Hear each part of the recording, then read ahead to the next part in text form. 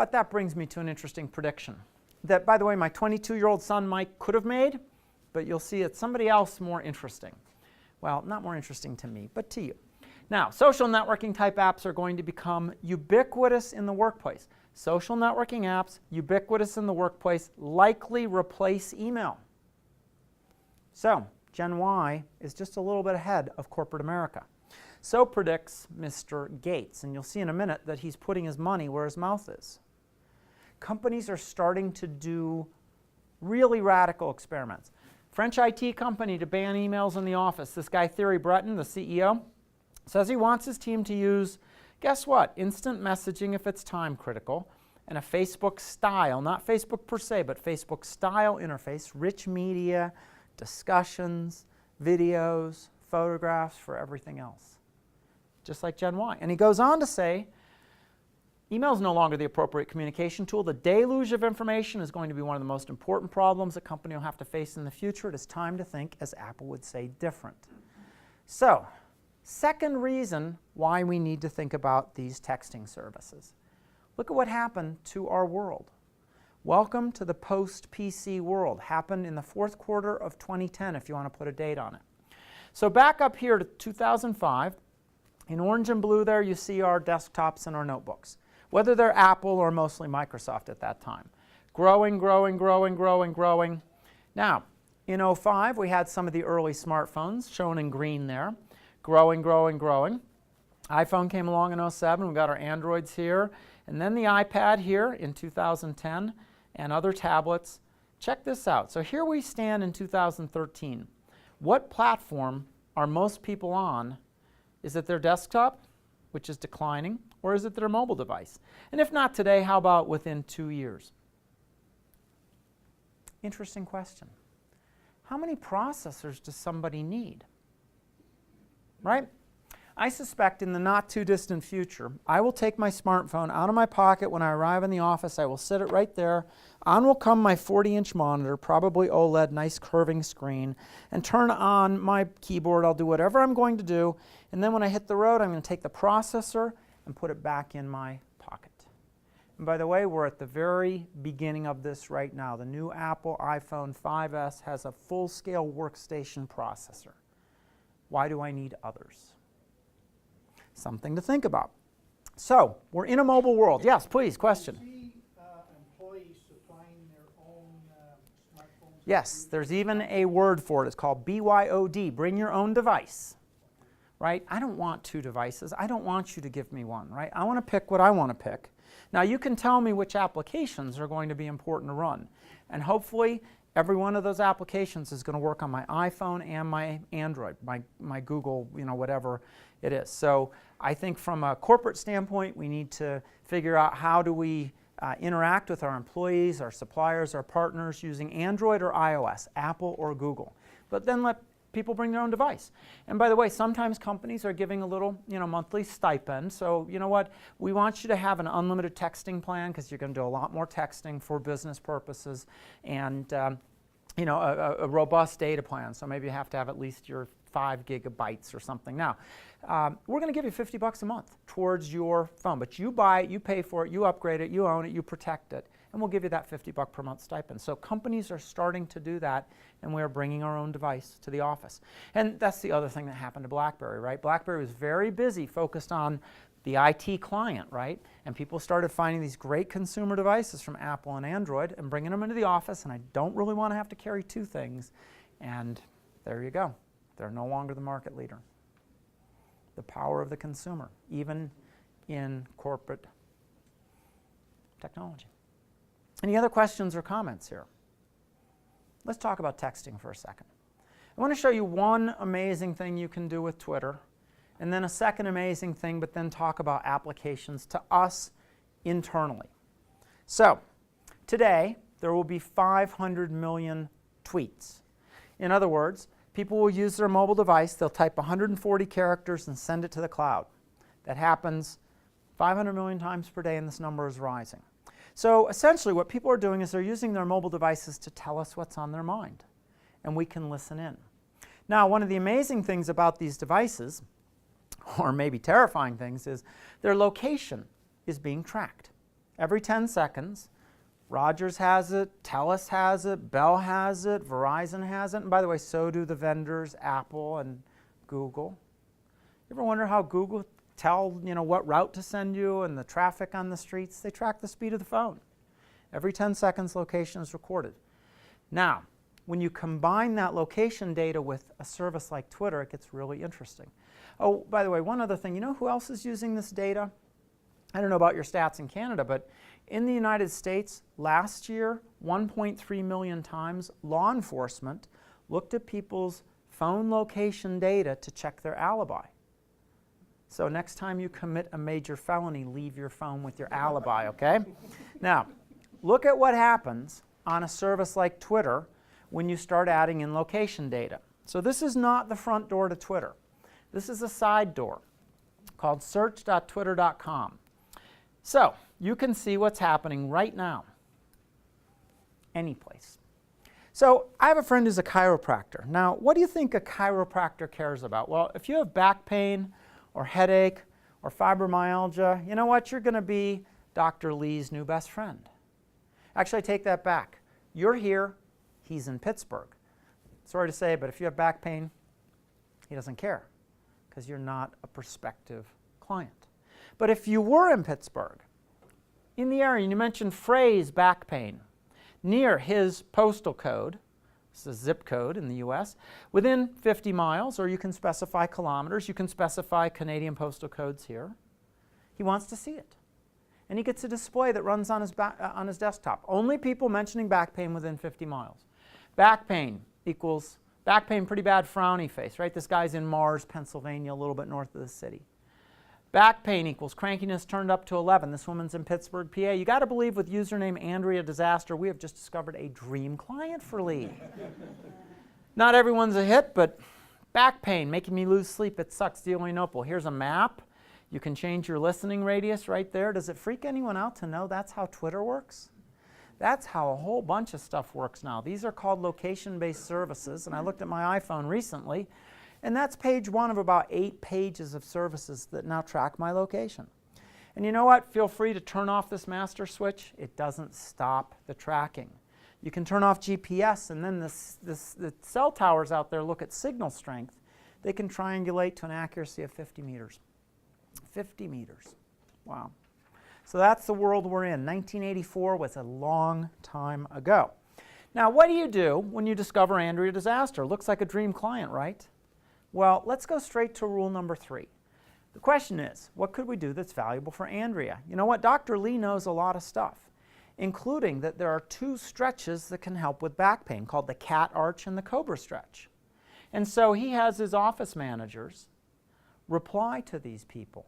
Hey, Andrea, 2 stretches, cat arch, cobra stretch. Little link that explains, and it's a link to a landing page that explains how to do that. How many Andreas click that link? Well, most of them, because it's information of value to them. But now they're on Dr. Lee's website, and the opportunity to start to convert to customer begins. They came to him. That's how people are starting to play the game. Now, we're not going to go out there and start tweeting about our business. Check this out. Blind men and an elephant. Have you heard this parable? I heard this first from my mom. Now, more politically correctly today, we'll call it the visually impaired humans and the pachyderm, right? And they are all touching the thing in different places, and nobody has the big picture. So they are arguing based on local experience. It's a snake. What, are you an idiot? It's sharp and stiff like a spear. Hey, guys, come back here. It's cool. It's a fan, right? Rope, tree trunk, a movable wall. The issue is not that they're blind, it's that they're failing to communicate, right? So what if you could change that? What if you could accelerate information sharing so that they all knew what the crowd knew? Let me show you an example of blind men and an elephant that happened on May 1st, 2011. This is about 4 o'clock in the afternoon. This photograph was taken in Washington, D.C., in the White House, in a small conference room just off of what's called the White House Situation Room. And there you've got Mr. Obama, Ms. Clinton, Biden, some generals. And they are all staring intently forward because they are watching a real-time video feed come from SEAL Team 6 as they go in to take out Osama bin Laden. look at what the rest of us could see at the same time on Twitter. This guy, his name is Suhaibi Attar. You see it right there. His Twitter handle is really virtual, and he reports that a helicopter is hovering above Abbottabad at 1 a.m., and that's a rare event. Now, 1 a.m. there is 4 p.m. Eastern Time U.S., simultaneous with the photograph I just showed. I want to show you Twitter. We're going to watch it from 4 p.m. Eastern until 10:35 p.m. Eastern when Obama comes on TV and tells the world what's going on. So let's go.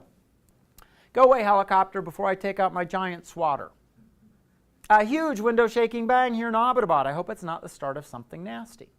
Now, this guy is a relative nobody. It's the middle of the night. He's more or less talking to himself. Except there's one other guy who has family that lives in Abbottabad. And so he's chosen, using search.twitter.com, to monitor anything that appears on Twitter that says Abbottabad.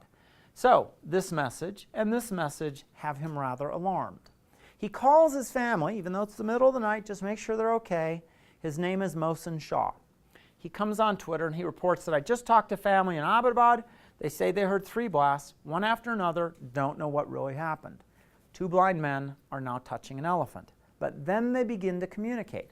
Because Mohsen Shah says, using the @ back to really virtual, hello, sir. They don't know each other. Hello, sir. Any update on the blast? What has really happened? Brand new connection. They're talking. All silent, but a friend heard it 6 kilometers away. Helicopter's gone too. Notice all the little data points starting to bleed out here. Seems like my giant swatter worked, because yet another friend watching the conversation relays to him a pointer to an article about a helicopter crash near the military academy of Kakul.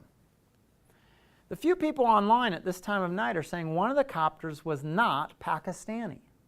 Interesting. Remember that point. Not Pakistani. That's all we know so far. Third friend shows up. His name is Hassan Rai. He says to Really Virtual, be safe. To which he replies, I try, man. I try. Funny, moving to Abbottabad was part of the being safe strategy. Since Taliban probably don't have helicopters, and since they're saying it's not ours, must be a complicated situation, pound Abbottabad. Except in Britain, they don't call that symbol pound. They call that hash. We call this a hashtag on Twitter, and it's just something you make up. It is a signaling mechanism. What it says to other people is, hey, you have content that's related, please tag it with pound Abbottabad or hash Abbottabad. And other people do. And so Really Virtual opens up a new window using search.twitter.com, and anything anywhere in the world that is tagged with pound Abbottabad rolls right across his desktop. He has accelerated his own rate of learning by creating and tapping into a global conversation. None of us is as smart as all of us. Now, he summarizes at 2 a.m., 1 hour into events, what he knows. The Abbottabad helicopter was shot down near the Bilil town area. There's a report of a flash, people saying it could be a drone. His friend repeats the same exact message, almost word for word. Why would somebody do that? Well, Twitter does not work like email. You do not send a message to somebody by and large. Instead, you post it to the cloud, and people choose whether they want to follow you if it's interesting or valuable to them. So, Really Virtual has one group of followers. Tahir Akram does a verbatim repeat because he knows he has a different group of followers that might be interested. You're now seeing the exponential spread of information across Twitter. Slightly after 2 o'clock, Really Virtual says back to Tahir Akram, yay, and then reports that he hides his giant swatter so nobody can nail him as the guy that brought down the helicopter. Anything good the intelligence agencies are doing? Very likely, but it was too noisy to be a spycraft, or a very poor spycraft it was. Here's the location of the crash according to some people. Now, yet another thing you can do with your iPhone, and about half of the droids, the newer ones, you can plot whatever you want on a map. Happily, you've got the Google Maps back on Apple now. So you can plot your Google map, and then you press the home button, the circle button there, and the power button, same time. You know what that does? It takes a picture of whatever's on the screen at that second. And then he posts that picture to Twitter. Here is where this operation is going down exactly. It is 82 minutes into events, and the location is out for anybody to see. Can you imagine the CIA trying to conduct a covert operation? Yeah, so you know what? We now all know that the National Security Agency, NSA, they're watching us. We're watching them. I think turnabout is fair play. 2 helicopters, 1 down, could be a training accident. Now, feeling a little guilty, somebody might be injured or dead, right? This is a serious situation. I must apologize to the pilot about the swatter tweets, right? Now, that is the first 90 minutes on Twitter. I'm going to jump you forward 4 more hours. It's 9:30 on the East Coast. 1 hour before Obama's going to come on TV, the networks are starting to say, hey, stay tuned, there's going to be a breaking news address.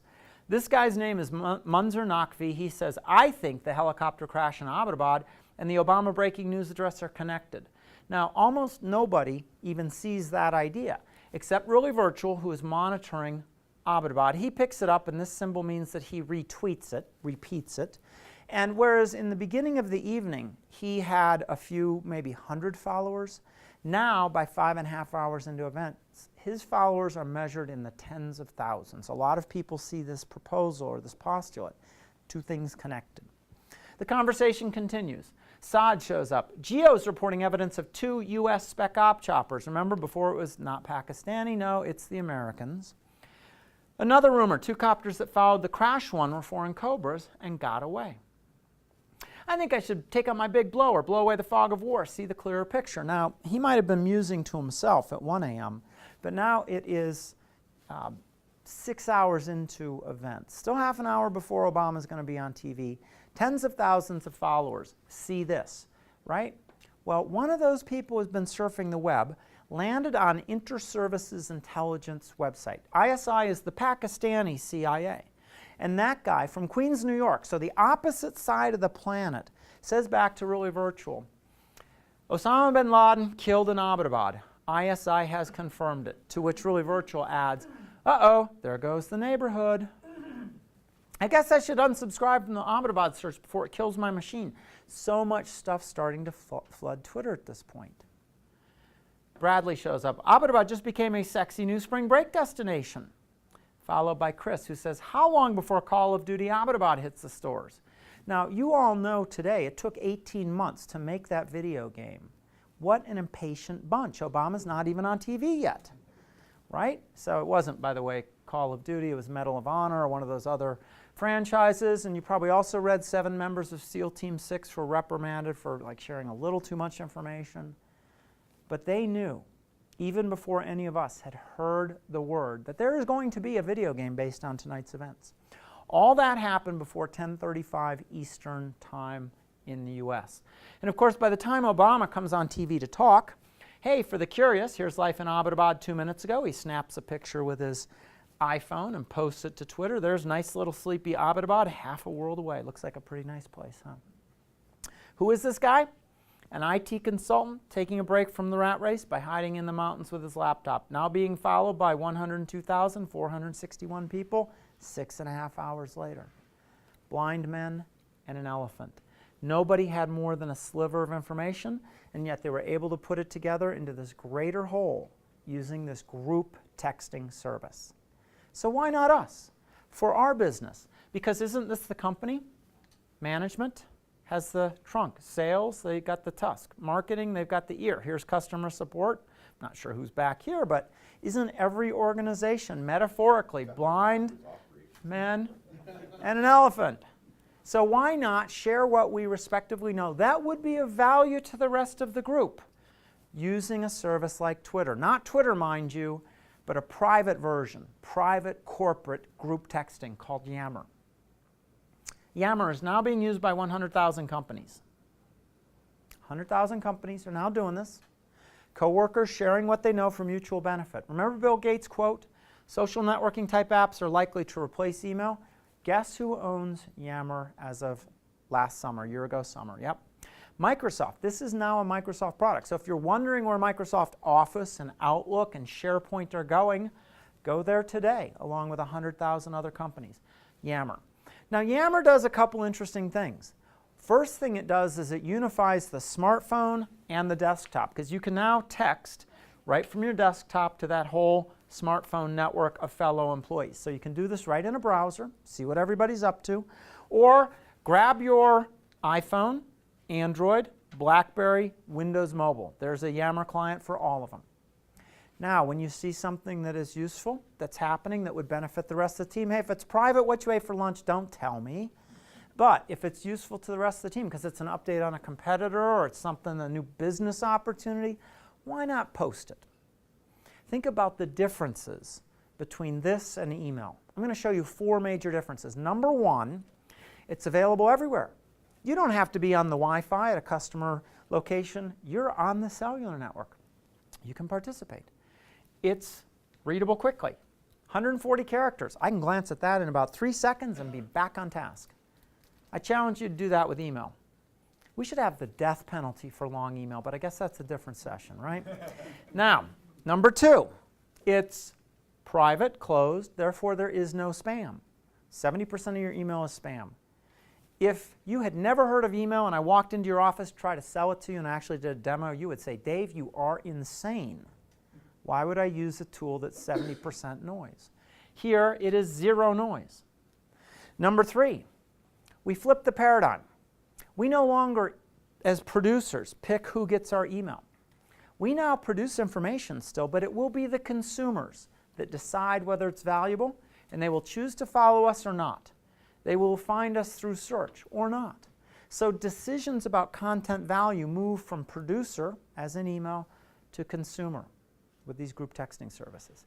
That's a huge deal. That's a 180-degree paradigm flip. And number 4, this is cloud-based, so it is shared knowledge. None of us is as smart as all of us. We can now do new things like tagging. What would be an appropriate set of tags for us? How about pound opportunity, pound competitor update, pound customer problem? You can now organize and access and search information in completely new ways. So I'm not talking about 100% replacement for email. I'm talking about there might be some things that we are communicating about where this should be our tool. For example, and by the way, there's a second one out there called Chatter. Use whichever one you like. Now, here are some ideas.